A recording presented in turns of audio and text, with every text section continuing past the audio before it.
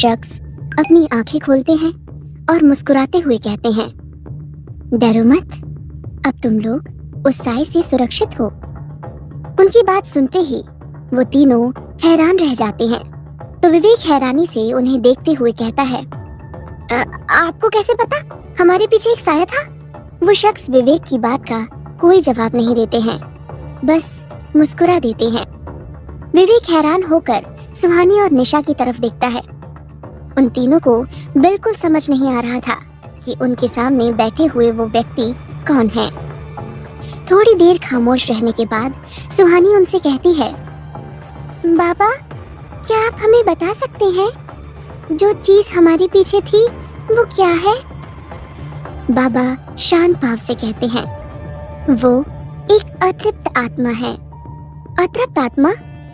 निशा confuse होकर कहती है। बाबा उन्हें समझाते हैं, हाँ, अतृप्त आत्मा। मृत्यु के बाद आत्माएं मुक्त हो जाती हैं, लेकिन कुछ आत्माएं जिनका कर्म और कर्म फल शेष रहता है ना, वो इसी धरती पर किसी ना किसी रूप में भटकती रहती हैं।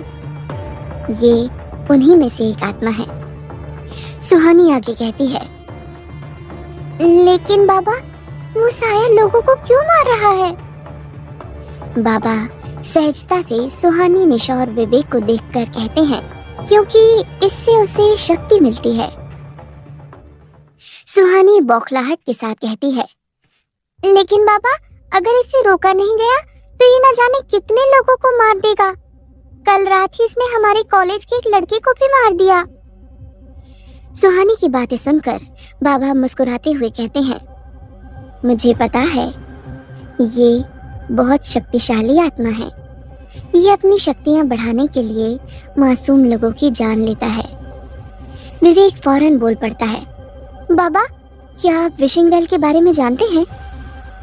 विवेक का सवाल सुनकर बाबा के चेहरे की वो मुस्कान फीकी पड़ जाती है और वो अपना सर हिला देते हैं। सुहानी, निशा और विवेक उत्सुकता से बाबा के जवाब का इंतजार करने लगते हैं। सुहानी, निशा और विवेक बाबा को उत्सुकता से देख रहे थे। बाबा आगे कहते हैं, उस कुएं को लोगों ने विशिंग वेल का नाम दे दिया है, लेकिन वास्तव में वो एक श्रापित कुआं है जो तुम्हारी इच्छा पूरी करने का लोभ देकर तुमसे तुम्हारा सब कुछ छीन लेता है। बाबा की बातें सुनकर सुहानी, निशा और विवेक समझ जाते हैं कि बाबा उस साए और विशिंग वेल के बारे में काफी कुछ जानते हैं। सुहानी आगे कहती है, बाबा, क्या आप हमें उस विशिंग वेल, मतलब कि उस श्रापित कुएं के बारे में पूरी बात बता सकते हैं? बाबा अपनी बात शुरू करते हैं। आज से 200 साल पहले की बात है। यहाँ एक शक्तिशाली आत्मा जागृत हो गई थी और उसने लोगों को मारना शुरू कर दिया था।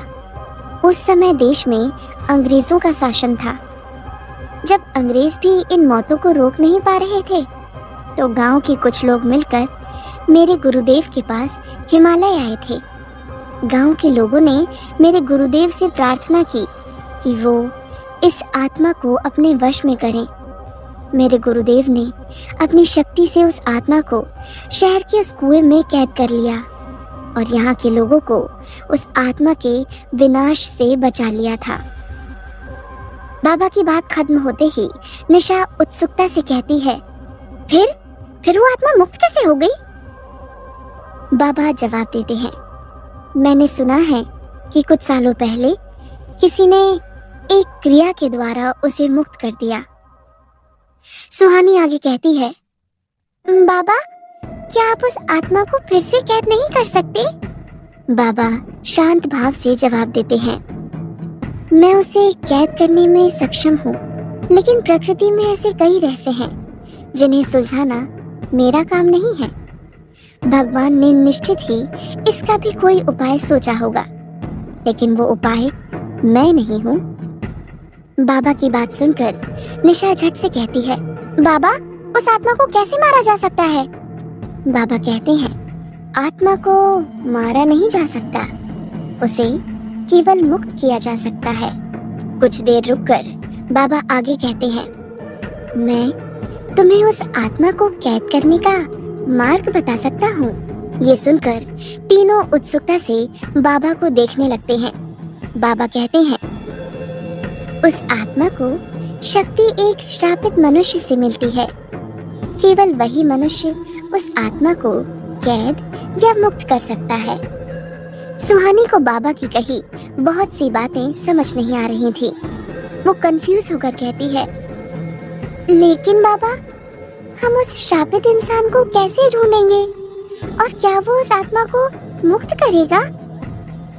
बाबा मुस्कुराते हुए कहते हैं, ये संसार ऐसे हजारों रहस्यों से भरा हुआ है।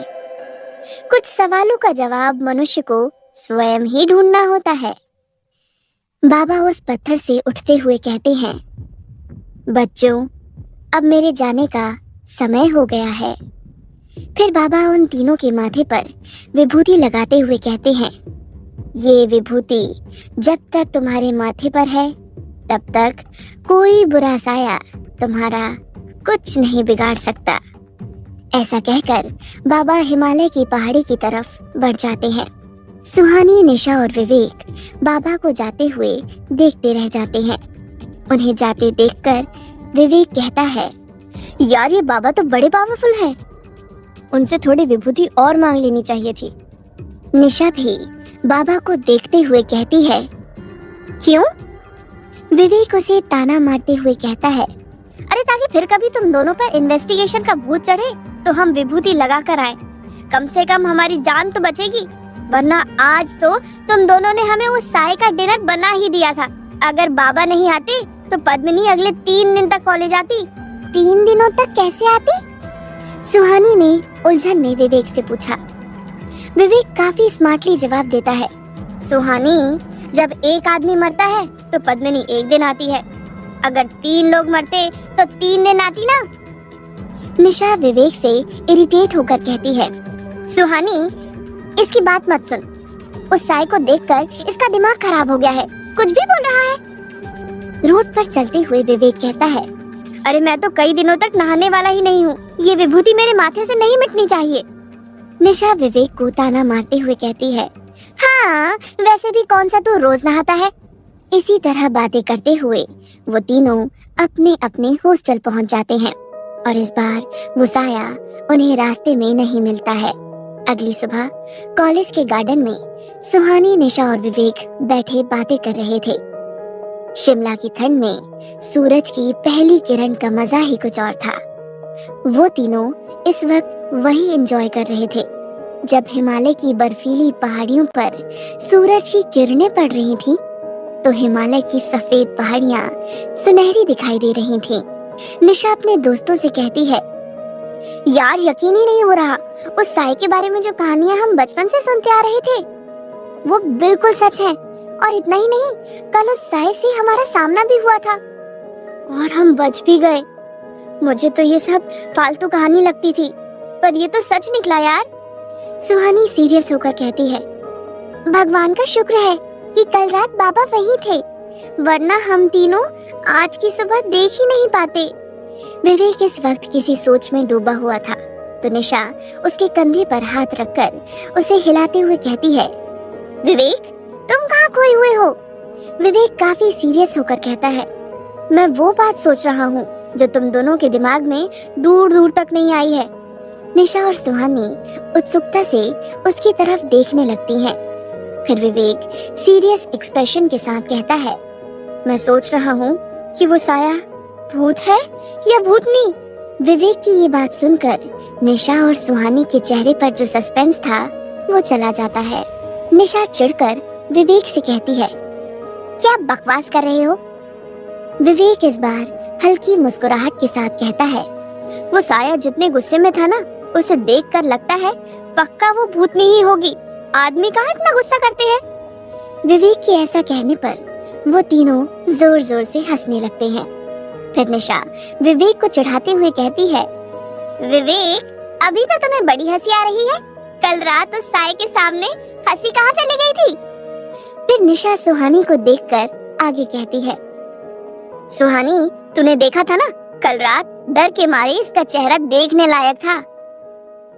विवेक निशा की बातों को काटते हुए कहता है, एक्सक्यूज मी, शायद तुम ये भूल रही हो कि कल रात सुहानी को उस साए से मैंने बचाया था। विवेक के ऐसा कहते ही सुहानी कुछ याद करते हुए कहती है, विवेक, तुमने उस साए पर क्या फेंका था जिससे कि उस साए की पकड़ मुझ पर छूट गई? विवेक उदास होकर कहता है, वो मेरी मम्मी का लॉकेट था। निशा भी अब सीरियस हो जाती है और विवेक के कंधे पर अपना हाथ रख देती है। ये देखकर सुहानी कहती है, क्या हुआ, तुम दोनों उदास क्यों हो गए? निशा सुहानी से कहती है, वो विवेक के मॉम एंड डैड इस दुनिया में नहीं है। सुहानी भी उदास होकर विवेक से कहती है, आई एम सॉरी विवेक, मेरी वजह से तुम्हारी मॉम का वो लॉकेट। विवेक थोड़ा रिलैक्स होकर कहता है, अरे कोई बात नहीं, इम्पोर्टेंट ये है कि हम तीनों उस साए का सामना करने के बाद भी जिंदा हैं। विवेक की बात से निशा और सुहानी सहमत होकर अपना सर हाँ में हिला देते हैं। कॉलेज शुरू हुए 5 महीने हो गए थे। दिसंबर का सर्द महीना चल रहा था। इस महीने में शिमला में स्नोफॉल होती है। इस हरे भरे शहर में बर्फ की सफेद चादर फैल गई थी, जिससे ये शहर और भी खूबसूरत दिख रहा था। सेंट थॉमस कॉलेज में हर साल दिसंबर महीने में स्टूडेंट्स को कॉलेज ट्रिप पर ले जाया जाता था। हर साल की तरह इस साल भी स्टूडेंट्स ट्रिप के लिए जाने वाले थे। सुहानी, विवेक और निशा भी बाकी के स्टूडेंट्स की तरह इस ट्रिप पर जाने के लिए बहुत एक्साइटेड थे। वो तीनों कॉलेज के गार्डन में बैठे थे। तब विवेक उन दोनों से कहता है, तुम दोनों ने अपनी पैकिंग कर ली? निशा जवाब देती है, अरे वो तो मैंने 1 हफ्ते पहले ही कर ली थी। क्यों सुहानी? निशा सुहानी को देखती है जो अपने ही ख्यालों में खोई हुई थी। निशा उसके कंधे पर हाथ रखकर कहती है, क्या हुआ, तुम क्या सोच रही हो? सुहानी कहती है, यार 5 महीने हो गए हैं और हम अब तक उस श्रापित इंसान के बारे में पता नहीं कर पाए हैं। हम तो अब तक पद्मिनी पर ही अटके हैं। विवेक झट से कहता है, अरे उससे आगे बढ़ने की जरूरत भी नहीं है। अरे वही होगी वो श्रापित औरत, और कोई इतना क्वालिफाइड लगता है क्या? निशा भी सीरियस होकर कहती है, यार हमने कितनी कोशिश कर ली, उस विशिंग वेल की हिस्ट्री ढूंढ ली, शिमला के लगभग हर बूढ़े इंसान से बात कर ली। यार मैंने तो उस खूसट आर्कियोलॉजिस्ट को भी पूरे 5 घंटे झेला है, लेकिन हमें कुछ भी पता नहीं चला। अब इससे ज्यादा हम क्या कर सकते हैं? विवेक कुछ सोच कर कहता है, अभी से छोड़ देते हैं, कल हम ट्रिप पर जा रहे हैं। अरे वहां से वापस आने के बाद हम फिर से अपनी ये रिसर्च स्टार्ट कर देंगे। सुहानी मायूस होकर अपना सर हिला देती है। अगली सुबह फर्स्ट ईयर के स्टूडेंट्स अपनी ट्रिप के लिए मनाली निकल जाते हैं। सुबह का वक्त था, चारों तरफ कोहरा फैला हुआ था। ड्राइवर बहुत कम स्पीड में और केयरफुली बस चला रहा था। वो बस पहाड़ी और खाई के किनारे पर चल रही थी। हरियाली से भरा वहां का नजारा जितना खूबसूरत था उतना ही भयानक भी था। तभी कुछ स्टूडेंट्स ड्राइवर से कहकर बस रुकवा देते हैं। वो इस खूबसूरत नजारे की तस्वीरें लेना चाहते थे। बस ड्राइवर को ना चाहते हुए भी बस रोकनी पड़ती है और सभी स्टूडेंट्स बस से नीचे उतर जाते हैं। सुहानी भी अपने हाथों में कैमरा लिए हुए बस से बाहर आती है और बस के पीछे जाकर फोटोज क्लिक करने लगती है। कुछ देर बाहर रहने के बाद सभी स्टूडेंट्स वापस बस के अंदर आ जाते हैं, सिवाय सुहानी के। वो अब भी बस से थोड़ी दूर उन वादियों की फोटोज क्लिक कर रही थी। अपनी सीट पर आकर निशा आसपास देखती है तो उसे सुहानी नहीं दिखती। निशा सामने बैठे विवेक से कहती है, विवेक, सुहानी अभी बस में नहीं चढ़ी है। विवेक कहता है, अरे रुको, मैं उसे लेकर आता हूँ। विवेक बस से बाहर निकलने के लिए दरवाजे की तरफ बढ़ता है। तभी बस में हलचल होने लगती है और विवेक के कदम लड़खड़ा जाते हैं। उस हलचल से बस में बैठे सभी के चेहरे पर परेशानी की लकीरें आ जाती हैं। वहीं सुहानी को भी जमीन कांपती हुई महसूस होती है। वो समझ जाती है कि वहाँ भूकंप आया है वो फौरन बस की तरफ देखती है। सुहानी बस की तरफ बढ़ने ही वाली होती है, तभी एक बड़ा सा चट्टान का टुकड़ा सुहानी की तरफ तेजी से आता है। सुहानी डर से अपनी आंखें बंद कर लेती है। क्या है श्रापित कुएं और उस श्रापित इंसान का राज? क्या सुहानी खुद को बचा पाएगी या यहीं तक था उसका सफर? जानने के लिए सुनते रहिए ये कहानी। लेकिन ड्राइवर बस को आगे बढ़ा देता है। उसके पास निशा और विवेक सुहानी को लाने के लिए बस के दरवाजे की तरफ भागते हैं, लेकिन ड्राइवर बस को आगे बढ़ा देता है। उसके पास ऐसा करने के अलावा और कोई रास्ता नहीं था। वो एक स्टूडेंट की वजह से सारे स्टूडेंट्स की जान खतरे में नहीं डाल सकता था। अब सुहानी उस सड़क पर अकेली थी और सड़क से लगी पहाड़ी से बड़ी बड़ी चट्टानें नीचे आ रही थीं। सुहानी बुरी तरह से घबरा गई थी और उसे समझ नहीं आ रहा था कि वो क्या करे। तभी उसे कुछ आवाज सुनाई देती है और वो ऊपर देखती है। पहाड़ी से एक बड़ा सा पत्थर सुहानी की तरफ तेजी से आ रहा था। वो पत्थर इतना बड़ा था कि आसानी से सुहानी को कुचलते हुए आगे निकल सकता था। वो पत्थर आगे बढ़ते हुए सुहानी के नजदीक आ जाता है। सुहानी को अब यकीन हो गया था कि वो अब जिंदा नहीं बचने वाली है। डरकर वो अपनी आंखें बंद कर लेती है।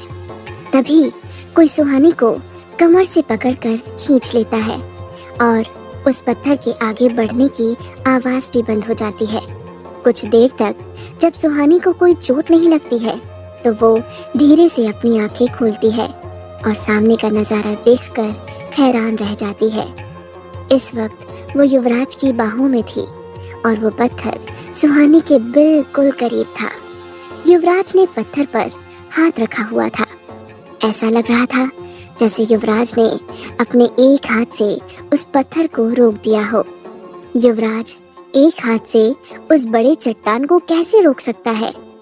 वो अचानक से सुहानी के पास कैसे आ गया? सुहानी आंखें फाड़कर युवराज को देखती है और कहती है, युवराज सर। युवराज की नजरें भी सुहानी पर थीं और उसने अभी भी अपने एक हाथ से अपने से 3 गुना बड़े पत्थर को रोक कर रखा था। आसमान में बादल छाए हुए थे और तेज हवाएं चल रही थी। साथ ही पहाड़ी से लगातार बड़ी बड़ी चट्टानें गिर रही थीं। युवराज उस बड़ी सी चट्टान से अपना हाथ हटा लेता है। वो सुहानी का हाथ पकड़कर कहता है, चलो मेरे साथ, और आगे बढ़ जाता है। सुहानी भी युवराज से कोई सवाल नहीं करती और उसके पीछे जाने लगती है। वो देखती है कि कुछ दूर युवराज की कार खड़ी थी और युवराज नीचे आ रही चट्टानों से बचते हुए कार की तरफ बढ़ रहा था। लेकिन तभी पहाड़ी से एक और चट्टान नीचे आती है और युवराज की कार को कुचलते हुए खाई में गिर जाती है। युवराज की कार भी चट्टान के साथ नीचे खाई में चली जाती है। ये देखकर युवराज और सुहानी शॉक्ड रह जाते हैं। युवराज बिना देरी किए अपने आसपास देखता है और अपना रास्ता बदल लेता है। पहाड़ी के किनारे एक जंगल में चला जाता है। लैंडस्लाइड के वक्त युवराज का ध्यान सिर्फ सुहानी को बचाने पर था। उसे एहसास नहीं हुआ कि सुहानी को बचाते हुए वो दोनों जंगल में आ चुके हैं। वो दोनों लैंडस्लाइड और भूकंप से तो बच जाते हैं, लेकिन हिमालय के घने और खतरनाक जंगल में खो जाते हैं। युवराज अभी भी सुहानी का हाथ थामे जंगल में चल रहा था। सुहानी अपने आसपास देखते हुए कहती है, युवराज सर, यहाँ से बाहर निकलने में कितना वक्त लगेगा? युवराज आगे बढ़ते हुए जवाब देता है, मुझे नहीं पता। सुहानी चौंक जाती है और कहती है, नहीं पता मतलब? युवराज कहता है, मैं उन पत्थरों से बचने के लिए जंगल के अंदर आ गया, इससे ज्यादा मुझे कुछ नहीं पता। ये सुनकर सुहानी परेशान हो जाती है और कहती है, इसका मतलब हम यहाँ खो गए हैं? युवराज जवाब देता है, तुम ऐसा कह सकती हो। अब तक सुहानी को लग रहा था कि युवराज इस जंगल को अच्छे से जानता है, इसीलिए वो यहाँ आया है, लेकिन ऐसा कुछ भी नहीं था। सुहानी फिर से अपने चारों तरफ देखती है। वहाँ उसके आसपास घना जंगल और बहुत ऊंचे ऊंचे पेड़ थे। सुहानी का एक हाथ युवराज ने पकड़ा हुआ था और वो आगे बढ़ रहा था। सुहानी डरकर अपने दूसरे हाथ से युवराज के उसी हाथ को जोर से पकड़ लेती है। वो घबराते हुए कहती है, मैंने सुना है हिमालय के जंगल बहुत बड़े और खतरनाक होते हैं। यहाँ बहुत सारे जंगली जानवर भी रहते हैं। युवराज बिना किसी एक्सप्रेशन के कहता है, जहाँ इस वक्त हम हैं वो जंगली भेड़ियों का एरिया है। सुहानी और भी ज्यादा डर जाती है, फिर कहती है, अगर वो यहाँ आ गए तो? युवराज कहता है, तुम उनका लंच बन जाओगी। युवराज जानबूझकर सुहानी को डरा रहा था। सुहानी परेशान होकर कहती है, मुझे अभी यहाँ से बाहर निकलना है। युवराज कहता है, अगर तुम इसी तरह बात करती रही तो भेड़िए तुम्हारी आवाज सुनकर आ जाएंगे। सुहानी डरकर खामोश हो जाती है और चुपचाप आगे बढ़ने लगती है, लेकिन उसके मन में अभी भी एक ही सवाल चल रहा था जो उसे बहुत परेशान कर रहा था। काफी देर तक सुहानी उस सवाल के बारे में सोचती रहती है और जब उससे रहा नहीं जाता तो वो युवराज से सवाल कर लेती है, युवराज सर, आपने उस पत्थर को कैसे रोका?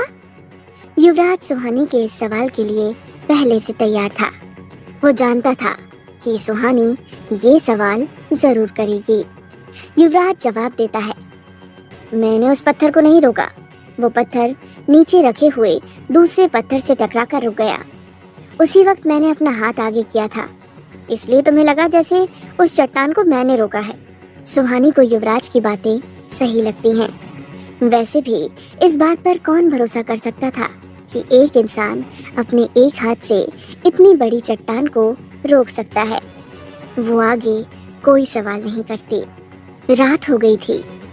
युवराज और सुहानी अभी भी जंगल में ही भटक रहे थे। ना तो उन्हें जंगल से बाहर निकलने का कोई रास्ता मिल रहा था और ना ही उस पहाड़ी इलाके में नेटवर्क था। रात होते होते जंगल और भी भयानक दिखने लगा था। अब वहाँ भेड़िए और उल्लू की आवाज भी आने लगी थी। सुहानी काफी डरी हुई थी, लेकिन भेड़ियों के आ जाने के डर से कुछ कह नहीं रही थी। युवराज ये जानता था और उसे सुहानी की हालत पर हंसी भी आ रही थी। दिन भर चलते हुए सुहानी अब बिल्कुल थक चुकी थी, लेकिन युवराज के साथ ऐसा नहीं था। वो उसी फुर्ती के साथ अभी भी सुहानी का हाथ थामे चल रहा था। कुछ दूर चलने के बाद उन्हें रोशनी दिखती है। सुहानी उस तरफ अपनी उंगली पॉइंट करके कहती है, युवराज सर, वो देखिए, वहां से लाइट आ रही है। युवराज उस तरफ देखते हुए कहता है, लगता है ये कोई गांव है। सुहानी भी युवराज की बात से सहमत होकर कहती है, हाँ सर, मुझे भी ऐसा ही लगता है। शायद हमें रुकने के लिए वहाँ कोई जगह मिल जाए। युवराज अभी बिल्कुल थका हुआ नहीं लग रहा था, लेकिन सुहानी की हालत ठीक नहीं थी। सुहानी की सेफ्टी के लिए उन्हें रात किसी सेफ जगह पर रुकना था। युवराज सुहानी के साथ उस गांव की तरफ बढ़ जाता है। कुछ ही देर में वो दोनों गांव के अंदर आ जाते हैं। वो गांव बिल्कुल सुनसान था। वहाँ बिल्कुल अंधेरा था। वहाँ सारे घर छप्पर वाले थे और कच्ची मिट्टी से बने हुए थे। सारे घर एक दूसरे से काफी दूर थे। साथ ही उन घरों के बाहर कोई इंसान नहीं दिख रहा था। ये देखकर सुहानी युवराज से कहती है, शायद यहाँ के लोग जल्दी सो जाते हैं। युवराज इस बात का कोई जवाब नहीं देता और उन घरों को ध्यान से देखते हुए आगे बढ़ते जाता है। कुछ दूर चलने के बाद युवराज एक घर के बाहर रुकता है और दरवाजा खटखटाता है। कुछ ही पलों में उस घर का दरवाजा खुलता है और वहां से एक बुजुर्ग बाहर निकलते हैं। युवराज उस बुजुर्ग से कहता है, बाबा, हम दोनों जंगल में रास्ता भटक गए हैं। काफी रात हो गई है, क्या हमें रुकने के लिए कोई जगह मिलेगी? वो बुजुर्ग उन दोनों को बड़े गौर से देखते हुए कहता है, क्या तुम दोनों पति पत्नी हो? बाबा की बात सुनकर सुहानी को हंसी आ जाती है। वो बाबा को ना में जवाब देने ही वाली होती है, तभी युवराज कहता है, हाँ, ये मेरी पत्नी है। युवराज के इस जवाब पर सुहानी चौंक जाती है और हैरानी से युवराज को देखने लगती है। युवराज अभी भी सीरियस एक्सप्रेशन के साथ बाबा को ही देख रहा था। बाबा कहते हैं, ठीक है, तुम दोनों अंदर आ जाओ। बाबा का घर भी मिट्टी का बना हुआ था, जिसके ऊपर छप्पर था। अंदर आकर युवराज और सुहानी देखते हैं कि वहाँ एक बूढ़ी औरत भी थी, जो अजीब सी नजरों से युवराज और सुहानी को देख रही थी। बाबा उस औरत की तरफ इशारा करके कहते हैं, ये मेरी पत्नी है। बाबा की पत्नी युवराज और सुहानी को ऊपर से नीचे देखती है और कहती है, कौन है ये दोनों? बाबा जवाब देते हैं, ये पति पत्नी है, रास्ता भटक गए हैं। इन्हें रुकने के लिए कोई जगह चाहिए थी, तो मैंने अंदर बुला लिया। बाबा की पत्नी कहती है, अच्छा किया। वो युवराज और सुहानी की तरफ देखते हुए कहती है, आओ बेटा, अंदर आ जाओ। इतनी रात को ऐसे बाहर घूमना ठीक नहीं है, बाहर बहुत खतरा है। सुहानी और युवराज हैरानी से एक दूसरे को देखने लगते हैं। वो दोनों सोच में पड़ जाते हैं कि कोई बिना किसी को जाने पहचाने उनकी मदद कैसे कर सकते हैं। बाबा की पत्नी युवराज और सुहानी को कुछ खाने के लिए देती हैं और वो खाना खाते हैं। बाबा उन दोनों से कहते हैं, बेटा, तुम दोनों कौन हो और कहाँ से आए हो? बाबा के सवाल पर युवराज कुछ कह पाता इससे पहले सुहानी कहती है, बाबा, इनका नाम युवराज दीवान है और मैं सुहानी। सुहानी अपना सरनेम कहते कहते रुक जाती है। वो आगे कहती है, हम दोनों शिमला से आए हैं। सुहानी के मुंह से शिमला का नाम सुनकर बाबा चौंक जाते हैं और कहते हैं, तुम दोनों शिमला से आए हो? सुहानी कहती है, हाँ बाबा, लेकिन आप इतना हैरान क्यों लग रहे हो? बाबा क्यूरियस होकर सुहानी से कहते हैं, क्या वहाँ वो कुएं वाली आत्मा अभी भी रहती है? बाबा के ऐसा कहते ही युवराज और सुहानी खाते खाते रुक जाते हैं और हैरानी से उन्हें देखने लगते हैं। सुहानी बाबा से कहती है, बाबा, आप उस साई के बारे में कैसे जानते हैं? बाबा कहते हैं, मैंने बचपन में उसकी कहानियां सुनी है। मेरे परदादा पहले शिमला में ही रहते थे। सुहानी क्यूरियस होकर कहती है, बाबा, क्या आप हमें उस श्रापित कुएं और उस आत्मा के बारे में कुछ बता सकती हैं? बाबा सुहानी के सवाल का जवाब देते हुए कहते हैं, पूरी बात तो मैं नहीं जानता, लेकिन मेरे दादा से मैंने वो कहानियां सुनी हैं। सुहानी सवालिया नजरों से उन्हें देखने लगती है। युवराज अभी भी खामोशी से अपना खाना खा रहा था। उसे देखकर नहीं लग रहा था जैसे वो इन सब के बारे में कुछ भी जानना चाहता है, लेकिन अंदर ही अंदर वो खुद भी बाबा के जवाब का इंतजार कर रहा था। बाबा आगे कहते हैं, सालों पहले मेरे परदादा अपने परिवार के साथ शिमला में रहते थे। ये तब की बात है जब यहाँ अंग्रेज राज करते थे और शिमला एक गांव की तरह था। वहाँ सब कुछ ठीक चल रहा था। फिर वहाँ अचानक से लोगों की मौतें होने लगी। कुछ समय बाद पता चला कि वहाँ एक आत्मा है जो लोगों को मार रही थी। मेरे परदादा उस आत्मा के कहर से अपने परिवार को बचाने के लिए शिमला को छोड़कर यहाँ आ गए। मेरे दादा ने बताया था कि वहाँ के लोगों ने हिमालय से किसी बहुत बड़े अघोरी को बुलाया था, जिन्होंने उस आत्मा को कैद कर लिया और फिर वहाँ मौतें बंद हो गईं। युवराज बाबा की सारी बातें बड़े ध्यान से सुन रहा था, लेकिन कुछ कहता नहीं है। सुहानी आगे कहती है, बाबा, क्या आप जानते हैं कि वो आत्मा किसकी है?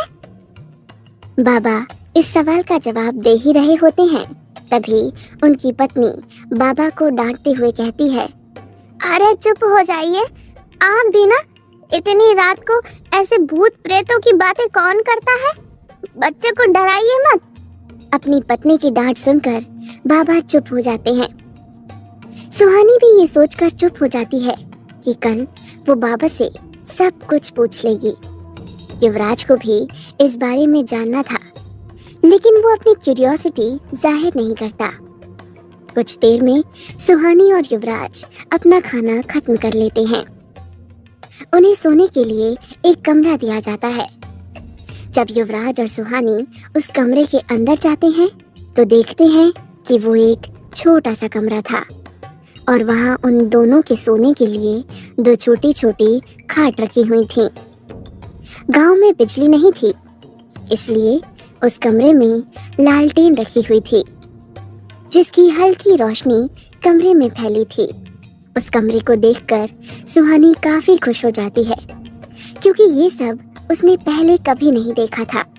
क्या युवराज ने सच में उस पत्थर को रोक रखा था या कोई और बात थी? क्यों युवराज सुहानी को हर मुसीबत से बचाने के लिए पहुंच जाता है? क्या है युवराज का राज? जानने के लिए सुनते रहिए ये कहानी।